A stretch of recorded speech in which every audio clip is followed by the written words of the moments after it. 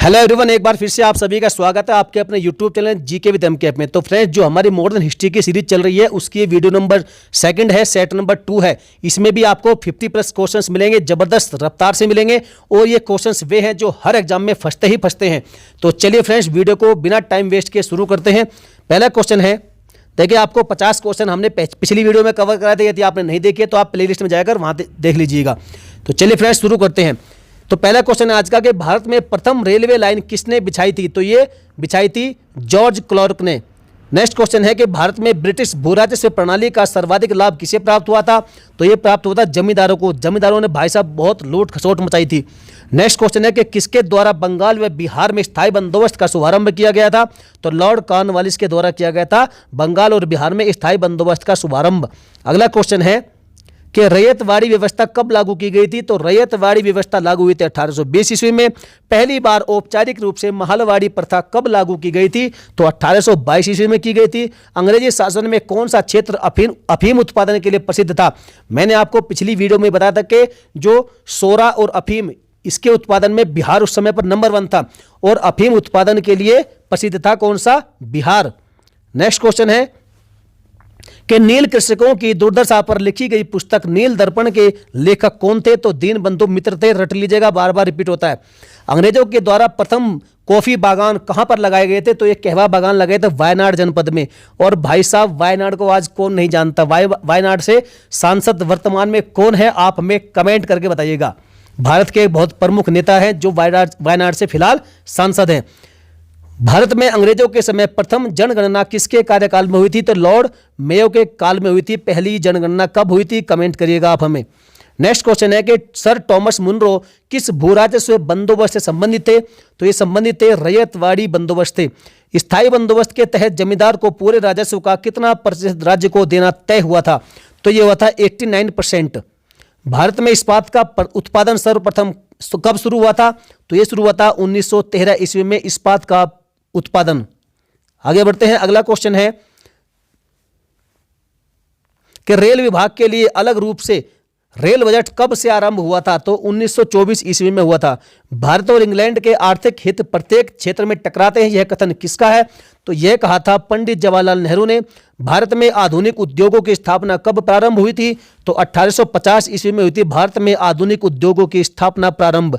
अगला क्वेश्चन है कि poverty and un British rule in India पुस्तक के लेखक कौन है? जबरदस्त ये क्वेश्चन है, मोस्ट इंपोर्टेंट है। दादा भाई नेहरू जी इसका राइट आंसर है। अगला क्वेश्चन है कि भारत में रेलवे की स्थापना को आधुनिक उद्योग की जननी की संज्ञा किसने दी थी? तो ये संज्ञा दी थी कार्ल मार्क्स ने।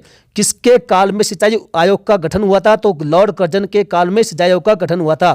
नेक्स्ट क्वेश्चन है कि भारत में कृषि विभाग की स्थापना कब की गई थी? तो वर्ष 1872 ईस्वी में की गई थी। भारत में कृषि विभाग की स्थापना। कोलकाता में मुस्लिम शिक्षा के विकास के लिए मदरसा कब स्थापित किया गया था? तो यह किया गया था 1772 ईस्वी में। पहले समाचार पत्र बंगाल गजट, ये हिक्की का बंगाल गजट है, तो इसका प्रकाशन कब हुआ था? तो 1780 ईस्वी में होता। ये भारत का पहला समाचार पत्र है, हिक्की का बंगाल गजट। याद रखिएगा, क्वेश्चंस बार बार रिपीट होते हैं ये। अगला सवाल है कि गीता का अंग्रेजी में अनुवाद किस अंग्रेज ने किया था? तो वह अंग्रेज था विलियम विल्किंस। नेक्स्ट क्वेश्चन है कि बिजली संचालित तार सेवा पहली बार कहां पर आरंभ हुई थी? तो ये हुई थी आगरा और कोलकाता के बीच में। बनारस संस्कृत विश्वविद्यालय के संस्थापक कौन थे? तो जोनाथन डंकन थे। 1751 में इसकी स्थापना की गई थी। अगला क्वेश्चन है कि भारत में डाक टिकट किसने आरंभ किया था सबसे पहले? तो यह किया था लॉर्ड डलहौजी ने। भारत में आधुनिक शिक्षा प्रणाली की नींव कब पड़ी थी? सन 1835 ईस्वी में। किस भारतीय को रॉबर्ट क्लाइव ने बिहार का दीवान बनाया था? तो यह था राजा सिताब राय, जिसे रॉबर्ट क्लाइव ने बिहार का दीवान बनाया था। नेक्स्ट क्वेश्चन है कि महाराजा रणजीत सिंह के उत्तराधिकारी कौन थे? तो खड़ग सिंह थे। स्थायी बंदोबस्त का सिद्धांत किसने दिया था? लॉर्ड कॉर्नवालिस ने दिया था। और जो सहायक संधि प्रणाली के जनक कौन थे? तो लॉर्ड वेलेजली माने जाते हैं सहायक संधि प्रणाली के जनक। आगे बढ़ते हैं। अगला क्वेश्चन है कि महारानी विक्टोरिया का घोषणा पत्र किसने पढ़कर सुनाया था? लॉर्ड कैनिंग ने सुनाया था। रणजीत सिंह किस मिसल से संबंधित है? तो ये अलग अलग मिसलें थी उस समय पर, तो ये शुक्र चक्रिया मिसल थी, उससे संबंधित थे रणजीत सिंह। किसने अपनी राजधानी मुर्शिदाबाद से मुंगेर स्थापित की थी? तो मीर कासिम ने की थी अपनी राजधानी मुर्शिदाबाद से मुंगेर स्थानांतरित या स्थापित। नेक्स्ट क्वेश्चन है कि बक्सर के युद्ध के समय जो लड़ा गया था 1764 ईस्वी में। दिल्ली का शासक उस समय पर कौन था? तो दिल्ली का शासक था शाह आलम द्वितीय। टीपू सुल्तान की मृत्यु कब हुई थी? तो 1799 ईस्वी में टीपू सुल्तान की मृत्यु हो गई थी। डिंडीगुल क्या है? देखिए क्वेश्चन आया हुआ है कि डिंडीगुल क्या है, तो भाई साहब डिंडीगुल है तमिलनाडु का एक शहर का नाम है डिंडीगुल। नेक्स्ट क्वेश्चन है कि किसके समय में कलकत्ता उच्च न्यायालय की स्थापना की गई थी? तो यह की गई थी वारेन हेस्टिंग्स के समय पे। ब्रिटिश भारतीय राज्य क्षेत्र के विस्तार का अंत किसके समय में हुआ था? तो लॉर्ड डफनी के समय हुआ था। ठगों का दमन किसने किया था? तो ठगों का दमन किया था कर्नल स्लीमैन ने। आगे बढ़ते हैं, अगला क्वेश्चन है कि कितने ग्रामीण जाटों को एक सैनिक शक्ति के रूप में संगठित किया था? किसने जो है ग्रामीण जाटों को एक सैनिक संगठित शक्ति के रूप में संगठित किया था? तो यह क्या था? चूरामन ने। किस जाट राजा को जाटों का अफलातून एवं आदरणीय एवं विद्वान व्यक्ति कहा जाता है? तो सूरजमल को कहा जाता है जाटों का अफलातून। लोहगढ़ नामक किला किसने बनवाया था? तो बंदा बहादुर ने बनवाया था लोहगढ़ के नाम का किला। चलिए आगे बढ़ते हैं कि किस मुगल बादशाह के आदेश पर बंदा बहादुर की हत्या की गई थी? तो वह था फर्रुखशर, एक मुगल शासक। रणजीत सिंह व अंग्रेजों के बीच कौन सी संधि हुई थी? तो अमृतसर की संधि हुई थी रणजीत सिंह और अंग्रेजों के बीच में। अमृतसर की संधि किस नदी के दोनों ओर के राज्य क्षेत्रों के बीच सीमा निर्धारित करती थी? तो सतलज नदी इसका राइट आंसर है। आगे बढ़ते हैं, अगला क्वेश्चन है कि भारत के किस गवर्नर जनरल के समय सिंध का विलय अंग्रेजी राज्य में किया गया था? तो लॉर्ड एलन बरो के समय पर किया गया था। भारत में सहायक संधि का जन्मदाता कौन है? देखिए क्वेश्चन दो प्रकार से बनता है। भारत में सहायक संधि का जन्मदाता पूछा जाए तो कौन था? डुप्ले था।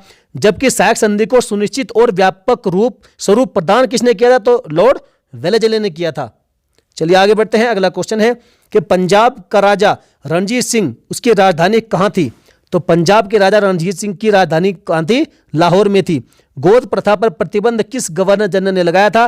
तो लॉर्ड डलहौजी ने लगाया था। डेनमार्क की प्रथम व्यापारी कंपनी का गठन कब हुआ था? तो यह हुआ था 1616 ईस्वी में। तो फ्रेंड्स आज की वीडियो यही समाप्त होती है। आपको वीडियो कैसे लगी, आपको क्वेश्चंस कितने यूजफुल और इंपॉर्टेंट लगे, आप हमें कमेंट करके जरूर बताइएगा। और फ्रेंड्स यदि वीडियो आपको अच्छी लगे तो फ्रेंड्स वीडियो को लाइक जरूर करिएगा और अपने दोस्तों में ग्रुप्स में शेयर कर दीजिएगा। यदि आपने अभी तक चैनल को सब्सक्राइब नहीं किया तो सब्सक्राइब करके फ्रेंड्स बेल आइकन को जरूर से जरूर प्रेस कर ले। चलिए फ्रेंड्स मिलेंगे फिर किसी नेक्स्ट वीडियो में। जय हिंद, वंदे मातरम।